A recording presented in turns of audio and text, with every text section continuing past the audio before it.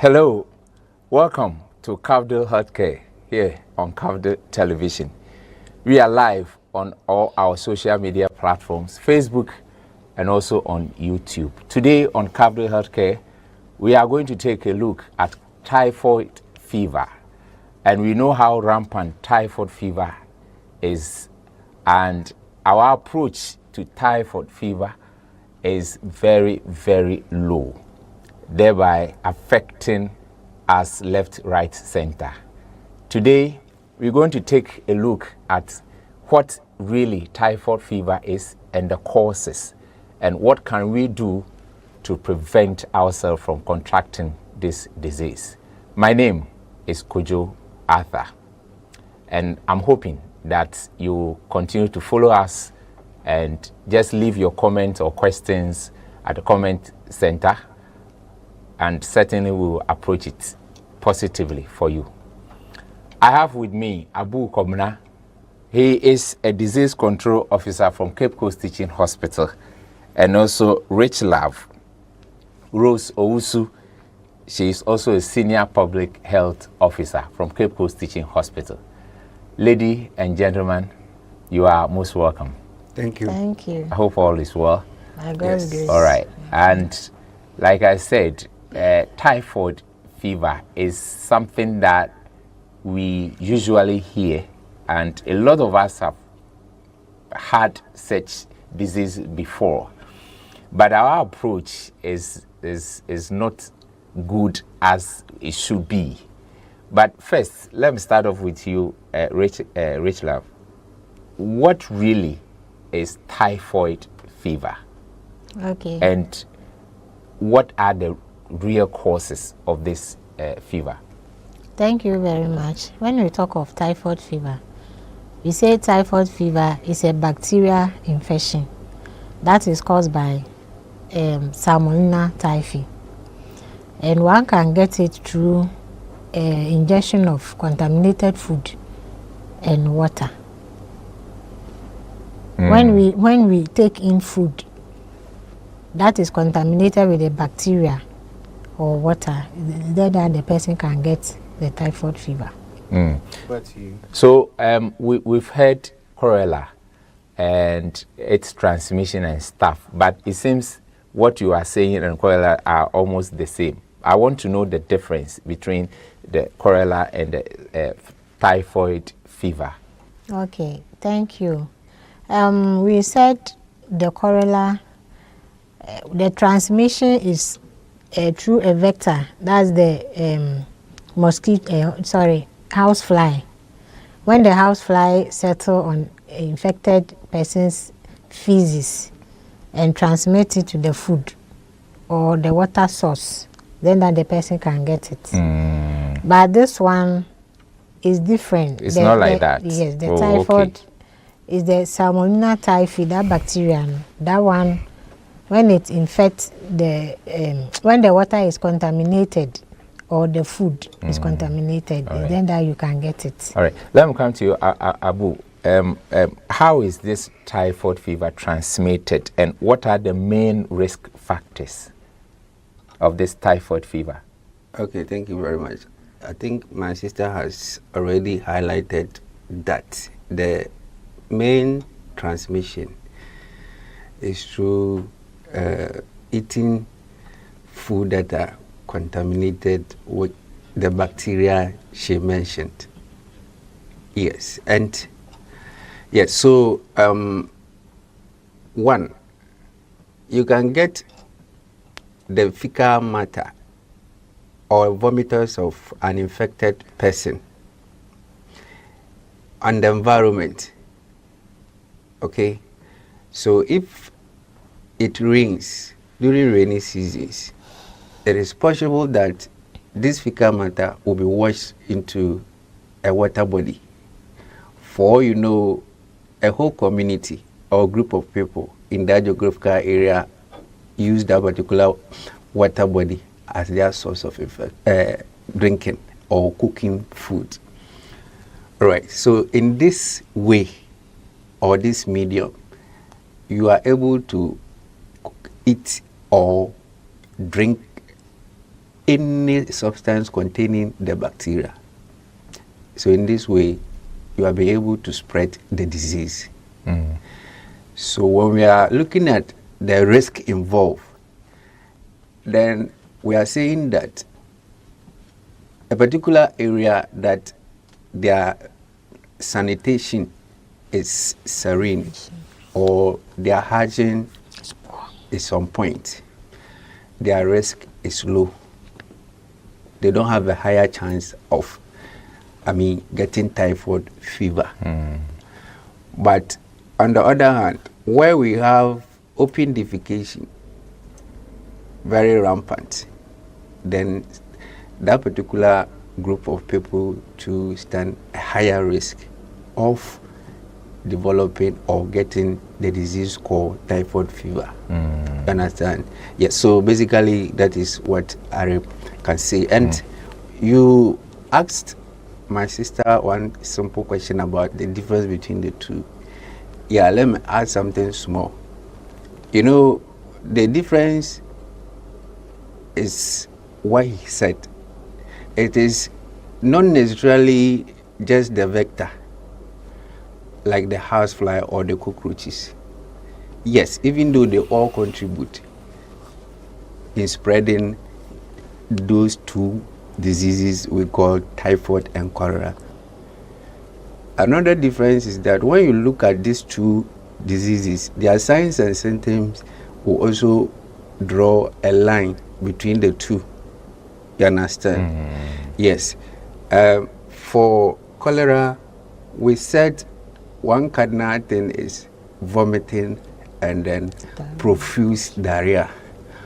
But with typhoid, you don't have these two things prevailing the most. Yes, even though you have some level of abdominal pain and a feel of vomiting that we call nausea, yet you don't vomit like cholera. You don't run diarrhea like the way cholera is. And because there's dehydration with cholera, with typhoid, we don't have dehydration in some of so them. Therefore, what is the main symptom, or what are the main symptoms of typhoid fever? Okay, so the common ones, because the name is typhoid fever, fever is always prevalent or present. And with the typhoid, the kind of fever is always high type of the fever. You can run temperature even 38 or 40 or more. So what I mean is that there will be fever. Then the next thing to look out for is headache. You have a severe headache. You have abdominal pain. And you can also have diarrhea or constipation. The two cannot come together. So it's either you get any of them. Then you feel very weak. Fatigue sets in. Yes. So when you look at these things, they all throw a signal that probably it is what we call typhoid. And yes, most diseases, their signs and symptoms mimic each other. What I mean is that the signs and symptoms for various diseases are similar. So it becomes very difficult for you to look at somebody and then you say, no, you have A or B. So the best thing is when you start experiencing these signs and symptoms I have highlighted, the best thing is to approach any nearby health center, hospital, or anything. Then they'll be able to help you to be able to detect the disease at the early stage. Yes, typhoid, when you deal with typhoid, it's very dangerous. And if you don't see people with the condition, you might take it lightly. But if you are a victim, or widows from the hospital setting, if you see how people suffer and then some eventually die through this typhoid, you won't be happy at all. So the most important thing is the early detection. So when you start feeling these signs and symptoms, the best approach is to seek for medical care. I personally will not advise that go and buy medications for or from over-the-counter medications for typhoid specifically. I'm saying this because the more you are doing your own medications, self-medications, then you are creating an environment for the organisms to develop resistance. That is one. Two, you are also giving a room for the disease to grow or advance. That is where complications come in. Some can even get organ failure, and that is where the deaths come in. And we don't want it to get to that level. So when you pick any signal, like I've said, just seek for medical care. Yeah.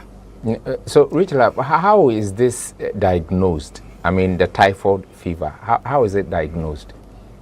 Okay, before you can be diagnosed of the typhoid fever, you have to come to the hospital so that they will take your stool and send it to the laboratory to do the investigation.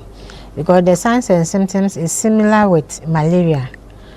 So if you don't visit the hospital for them to do those labs, you might think it's malaria that is happening to you, and you go for malaria treatment, which is no good. So you have to report to the hospital so that they will take your stool and test. All right. You made in your presentation, you made mention of high temperature, and I think growing up, it's a high fever. Is it the same thing? Is it the typhoid fever? And why do you call it high fever? Fever is fever, but we are trying to measure how your own is. You understand? Oh, okay. So we have a normal body temperature that every normal human being should. So if for any reason and your own goes beyond that normal, we say your fever is high. And, let me also say this: fever cannot occur without the presence of a disease-causing agent. Yes, because they have what they produce. Okay, it could be their waste, it could be anything, but the mechanism is there. Okay, that rises your temperature level, and then we'll call it fever. So the activities of the salmonella typhi that he has mentioned, yes, the activities will induce the fever automatically. All right. Yeah. All right. That's sometimes very, because growing up, I saw someone being infected with this typhoid fever, and we didn't know it was typhoid. We had high fever, and it was dangerous. So, but if someone is infected with this typhoid fever, I want to know how long does it typically, for someone to recover from typhoid fever? Okay. Abu. All right. So it depends on your type, your type, and then how long the disease has been with you. Me personally, I can't give a timeline like 7, 4, or this number of days. But depending on the investigations we did to diagnose you, and that will help us know, okay, for you, you go for this number of days. Okay. And let me say something about typhoid fever. Typhoid fever, the signs and symptoms can even disappear. Meanwhile, the disease-causing agent is still in your body, and you can go ahead to share them or spread it, even unknowingly. Because you're the sick person, the only thing that will help you know that things are not fine are the signs and symptoms that you will show. But at a point, if the signs and symptoms can go away and yet you still have the disease, you can see how dangerous it is. So what it means is that when we put you on treatment, and then we'll give you a timeline, like maybe 2 weeks or more, or even lesser than that, after you have finished the medication and the signs and symptoms are no more, it is advisable that we take your sample and do the investigations that we started with you to know whether the disease-causing organism is still there or Gone. it has been cured completely. Yeah, so that is how we do it. So what happened? What happened to someone, being affected with typhoid fever and left untreated? Okay, so does it have some complications? Sure. There are complications. That is where the deaths even come in. So if you remember, I said the most important approach here is the early detection. You understand? So if you are able to detect it at the early stage, you don't require, like you are asking me how long the person will take to recover. You don't require a long-term treatment. Okay? And if it is left untreated or undetected, especially at the early stage, like I said, you are allowing a space of time for the disease-causing organisms to increase in number, and then even if they have the opportunity, they will develop resistance. Then as they increase in number, they spread to cover other organs. And that is where sometimes organ failure sets in. So which organ are you talking about? If it is your heart, if it is your liver, if it is defected or the heart becomes sick, it can stop working at any point in time. The same thing applies to the other organs, and that will lead to death. You understand? Yes, I think the recent report the WHO has given indicates that we have about 9 million people across the world each year. They get typhoid fever. About 9 million. And 9 million. So out of this 9 million, we have 110 of them who will die from this typhoid. So it is not a joke or anything we should close an eye on. Something that can be treated. Simple. Yes. And people, about 110,000 will still die out They of will it. die each year across all demographics. You understand? So yes, we need to draw our viewers' attention to the fact that the disease is real. You see, of late, because of the current situation, we are able to say, okay, because the health system is alert on cholera, and both of them, their diagnoses are not far from each other. You can bring your stool sample. Then we can use it for the two to be able to detect what is the problem, whether it is typhoid or whether it is this. And by so doing, we are able to detect the cases at the early stage, and the right thing is being done. And that is how come we are detecting more cases, but not deaths. I hope you understand. Yes. Yes, we are able to detect the cases and manage, so they don't even advance to a level where we can record deaths. And it's all right. So, Rachel, I will come to you, but before that, you still watching Cafdil Healthcare here on Cafdil Television. It's very imperative that every week we sit down and also remind ourselves that our health is our wealth. It's very, very important. And so today, like you are watching, is typhoid fever. It's something that our approach is very, very sometimes low. And so we have to take serious about it. And I'm hoping that you will continue to follow us on our social media. That is Facebook, Cafdil Cape Coast, and also YouTube, Cafdil EDU. Leave your comments and we will read it for you. But Abu, let me come to you. I want you to tell us what preventive measure can people, take to avoid contracting typhoid fever. okay, so number one, ideally, is vaccination.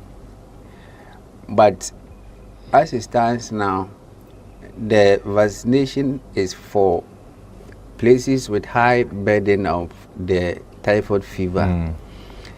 Then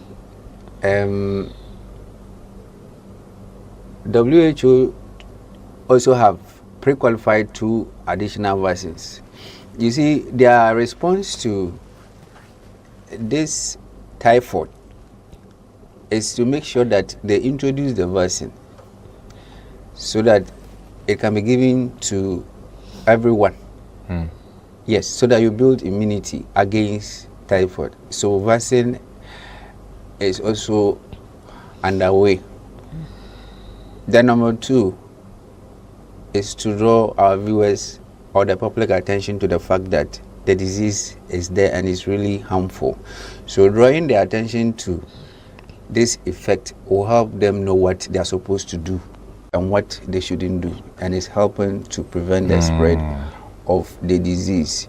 Yes, and then we are also looking at how we improve treatment and care of the disease, because it is believed that when you are able to detect the cases at the early stage and treat them successfully, you are able to contain it.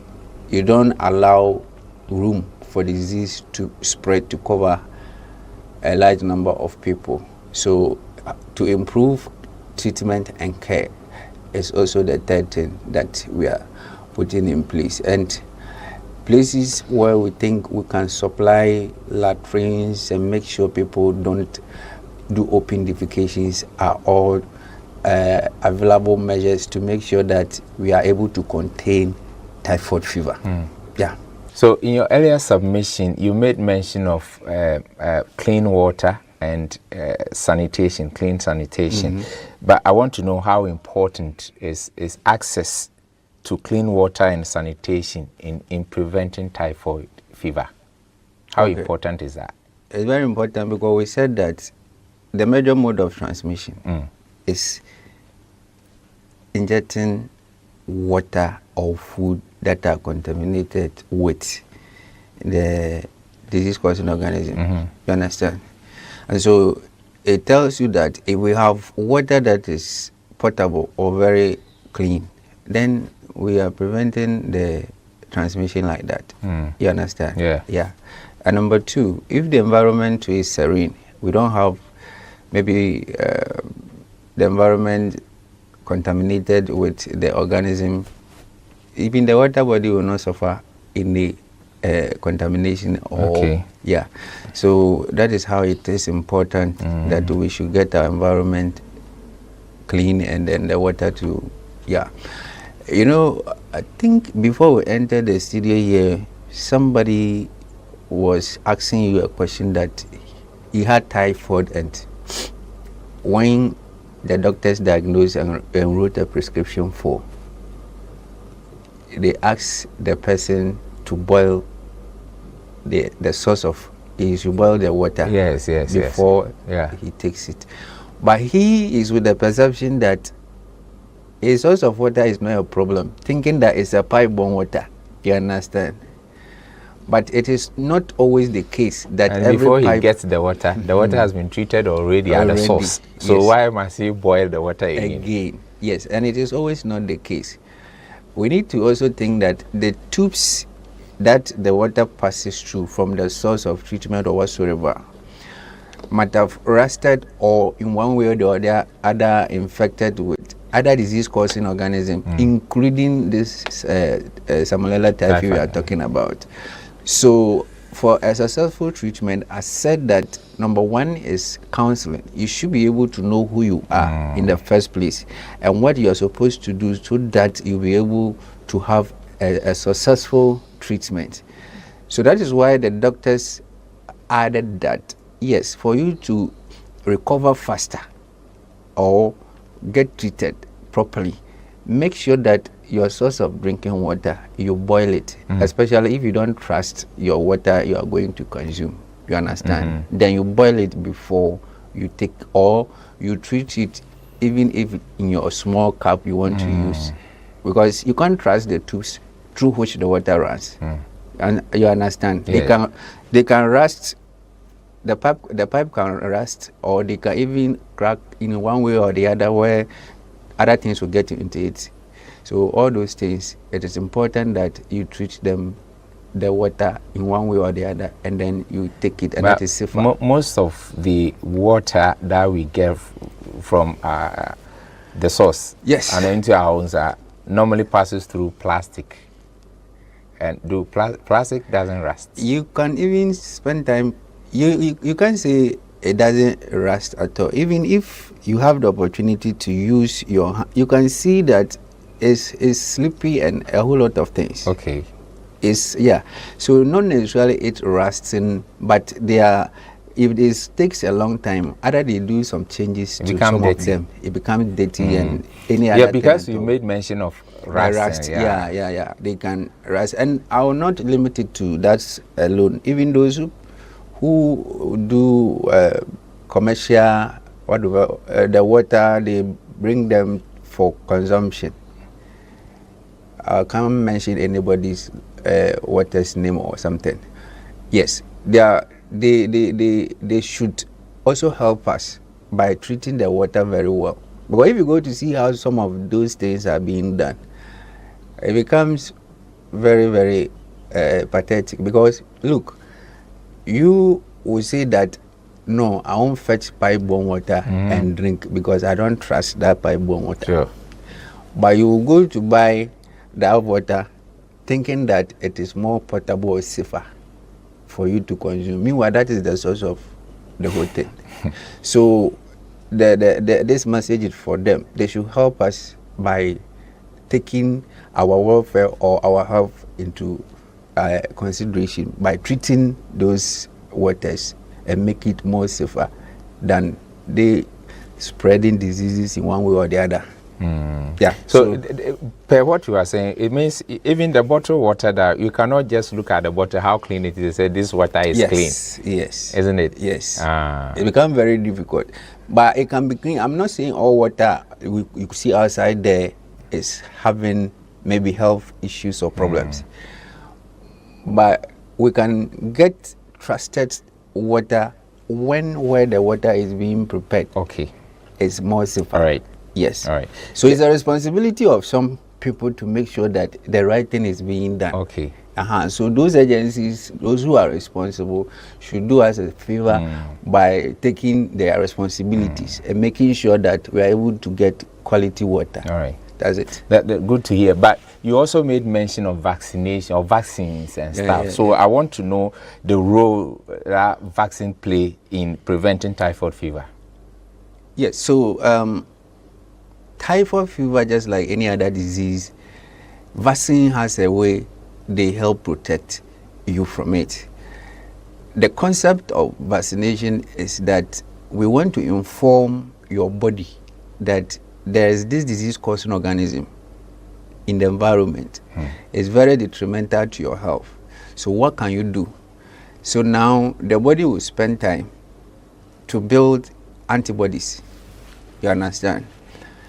To build the antibodies. So it is after the antibody is built, that is where we call immunity. And let me also highlight this.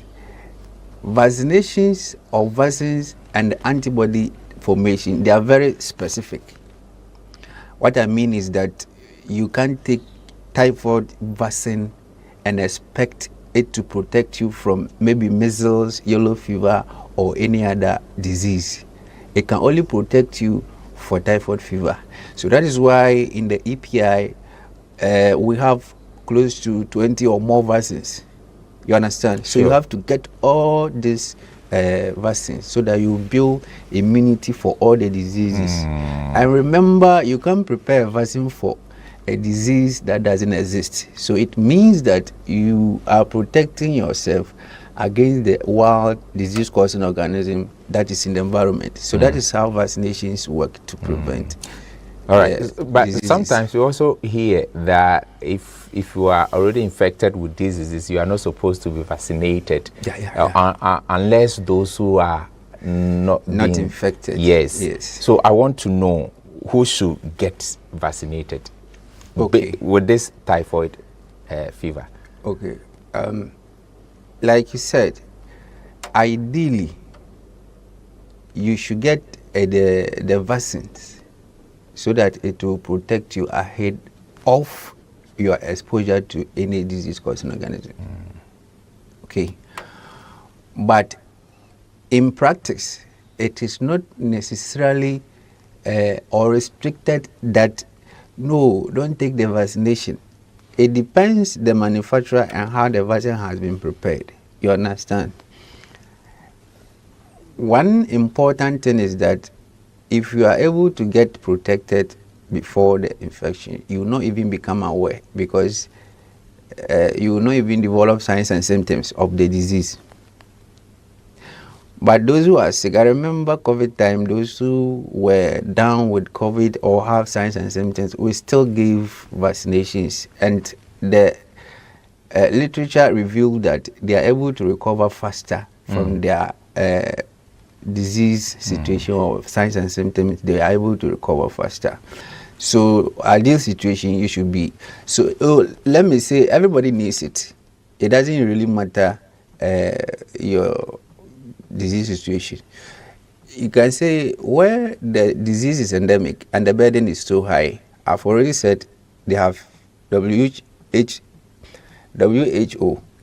in their response to prevent or stop this, they have sent a bunch of vaccines to them so that they can get it done. Especially when there are outbreaks, they do it and they make sure that whether you are down or you are not down, they will give it to you. One important thing is that when there are outbreaks and you want to stop it through vaccinations, the community or the geographical area within which the epidemic or the outbreak occurred, you will not start from that place, but you start from around. You understand? But if you do that, it's like you are chasing the disease, and the disease now will be moving to those who are yet to be. But when you start around at the outskirts and close it down to the place, you are able to prevent the disease the better. Yeah. Oh, okay. I don't know.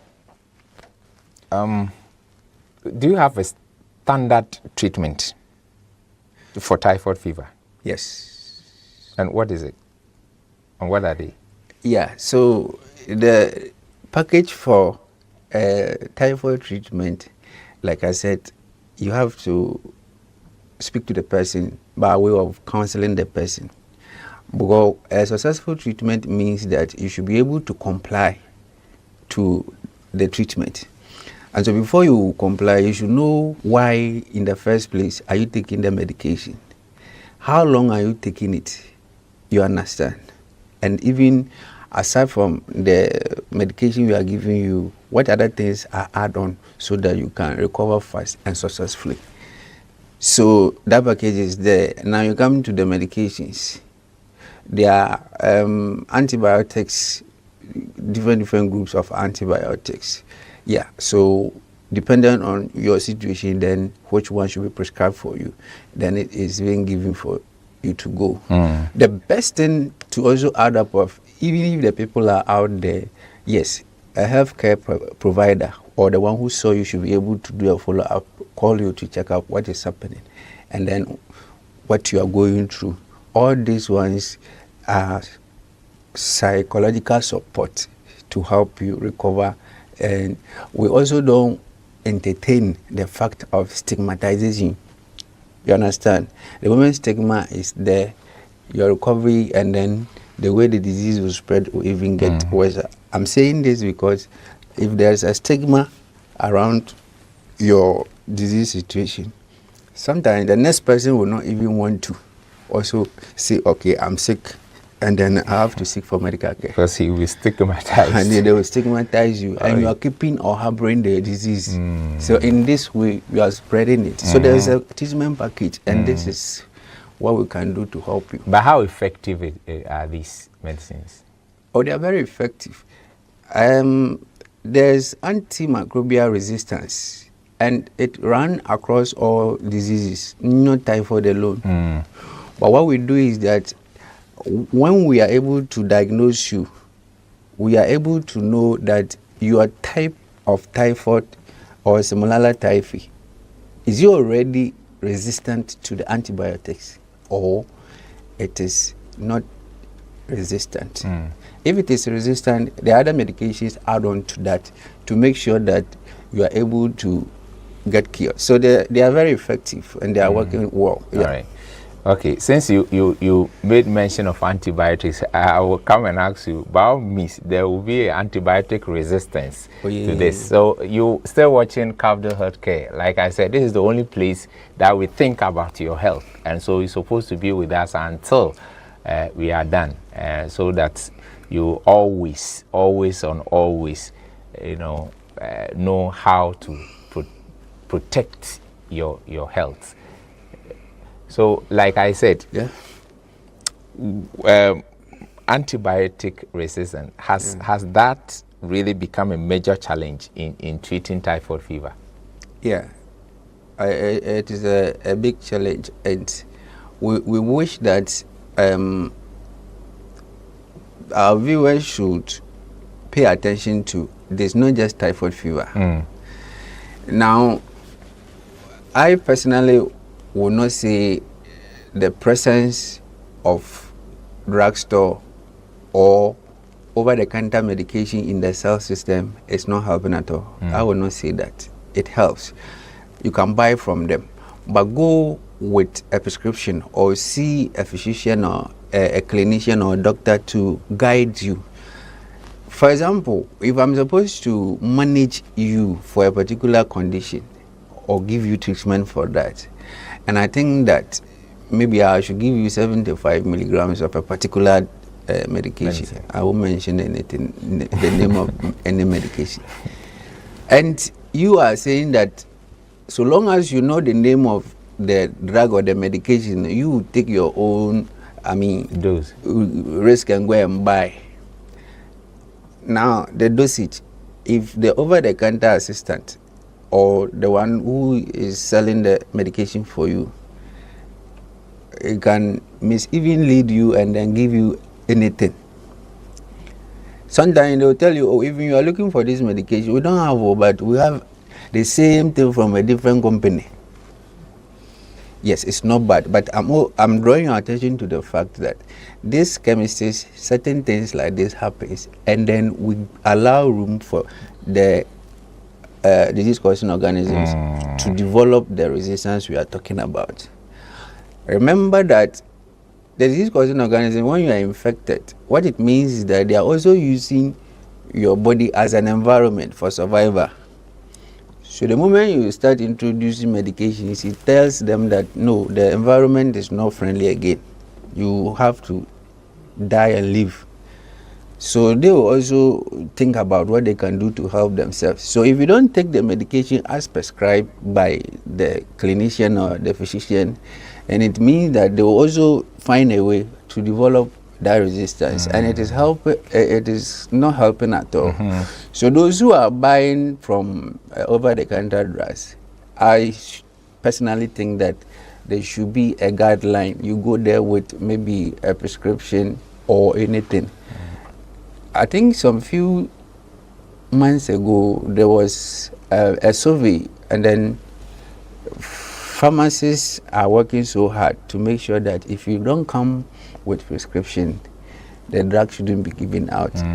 It is the reason of this particular antimicrobial resistance, and it is not it is not antibiotics alone. Yes, you. I don't know if you remember. There were some first-line treatment for malaria some time ago. Have you heard of chloroquine and then? Yes, I've heard it.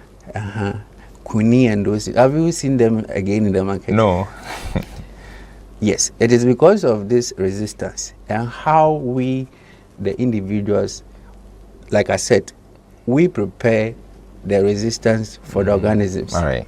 Or if you are taking malaria treatment and after 2 days you think you are better and you drop the medication there, it's a very high risk. Yes, because so does that mean you've advanced the treatment? Yes. And yes. What are those advances? Like I was telling you, we were able to make sure that okay, before now we're using this single drug for the treatment of this disease, but we've come to realize that because of how people use the drug, the organisms have developed resistance, or how the doctors or people prescribe the drug has really contributed to the resistance. So if that is the case, can we add on this and that? You know, this quinine thing I was talking about and other things, they were single drugs, or one particular content was there. But now in the treatment, it's either 2 or 3. So in advancement, not 2 only or with 3 typhoid. different treatment medications. I'm trying to say that now we have artemether lumefantrine. It means that there are 2. I'm talking about malaria. Okay. It means that there are 2. It All is right. no more like artemether Okay. or quinine. It is the same thing that applies to that of typhoid that I'm talking about now. So you can use the monotype of treatment. You are it is using not the advisable. So you use other 2 or 3 and then you make sure that, yeah.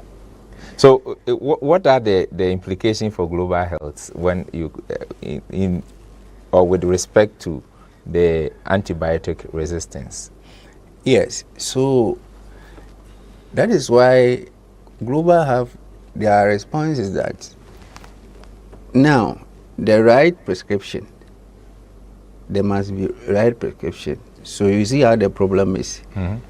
So even the one who is prescribing should do the right thing there and make sure that you get the right medication at the right milligram and use it, so that the level of microbial resistance will reduce. But here's the case, you go there even without prescription. So how sure are you? So they are restricting how, and then they are making sure that physicians should do the right prescription. Then they are also making sure that the pharmacology department or the pharmacist should make sure that every drug that comes, there's a prescription. You observe to see. You know, sometimes even in our setting, you can write a prescription and then it will get to the pharmacy, and you, the one who wrote the prescription, you have to go and have a discussion with the pharmacist, because the pharmacist knows that, okay, this one is the right amount. But maybe because of the history you took from the person and how you think it should be done, you think that there should be that collaboration and those things. So these are the responses in place to make sure that, going forward, the level of... Soon we'll draw our curtain, but I want to know the psychological impact of having typhoid fever and how do patients cope with this illness? Yeah, so the psychological impact, before now it was so high, because like you said, during your young age, there was somebody who hit the street because of high fever and those things. Yes. So even that one alone, I don't know what happened, but you see the people around may think of something outside typhoid cry. So what it means is that the impact of typhoid, people have already allowed some fear to come and stay in their mind that if it is typhoid, it is more likely you will die. There is no proper treatment for typhoid. That message is a message that has gone to, settle in there. It will become very difficult to demystify or take it out from their mind. But all those things, they are not true. They are not true. So that, should I say a misconception or misinformation, is giving people a fear about the disease, even though all diseases should be given equal opportunity. Some of them are such that the moment you become exposed to it, if you are not lucky, your family members even doesn't want to come close. And that is not helping. That is a psychological trauma around the disease. You understand? And it occurs to people with typhoid as well. But what it means is that we have everything it takes. The health system has everything it takes to take care of this particular case without any controversies or without even you developing complication and even lead to death. You don't understand? So that is how it is. Yeah, so what means that there has been so many misconceptions about this disease. What have you heard and that you would want to address? Which of them? Okay, me personally, typhoid, you know, because we are saying, say, you can take it from the food we eat or the water we drink. For me, most concepts, the common one I can remember is that they say, hey, because you buy food from outside, no, someone who has an eye, a spiritual eye, has 2 eyes, has thrown something into the food, and if you eat it, then it means that this is what is going to happen to you. You know, they say these things because of the nature of the disease. Because the fever is always high and it makes you to behave as if a sudden psychological issue is happening to you. Yeah, they try to link it to it, and that is not true. Yeah, so it is not all people who get typhoid will allow it to advance to that stage. So what about those people too? So all these things, they are misconceptions. Yes, but whatever it is, what we know is that don't allow the disease to advance to that stage where you can hit the street or you can misbehave around for people to know what is happening to you. Sometimes misconceptions are also good. It also helps shape. For example, when someone is pregnant and they say a pregnant woman doesn't eat outside, you can't go and sit outside and eat and that kind of thing. Yeah. I never Yeah, that's true. Yes. But sometimes it's shameful. It tells you that if you are pregnant, you have to prepare your own food. You know, you have to eat well and that kind of. You don't just have to go to town and buy food and stuff. And sometimes it also helps prevent certain things. Yeah. So in certain societies, that is how it is. Because from where I grew up, yeah, you can't. A pregnant woman, you can't go out and eat. They will tell you that I don't know. Yeah, the head can be big and all those things. Anyway, you can even give birth to autistic child and other forms. In India, they are there, and there are plenty of misconceptions. Yeah, sure. Yeah. Especially this typhoid, since it can let you hit the street there. So this is where time will allow us to. But before we leave, what do you have for? To make sure that you have an environment that is clean for you and your family. At your own small way, make sure you are able to do that. Then when you don't feel fine, not typhoid alone, make sure you get to the nearby facility and complain. The assistance will be given to you. So that is the little I can say. So that's all. The American say what on with Diane. That's a beer, ya diagnosis of typhoid fever. Your best say ube take you medication seriously. Befa window because a one forward drone. That's a cause what on now wait to me I infected. Or mom baba better Adrian. I feel so be making sure say what the salmon ebe hohoro wonsa and salmon in nsuo and running water ube wash wonsa ansa na waye aduane na environment nso a woton aduane no making sure say hoye clean. All right, thanks so much for having time to be with us. This is where time will allow us to be with you. Abu Kobna is a disease control officer, Cape Coast Teaching Hospital, and also Rachelaf Rose Owusu, also a public health officer, Cape Coast Teaching Hospital. Thanks for watching. Thanks to all the crew. My name is Kojo. At the same time next week, God be with you.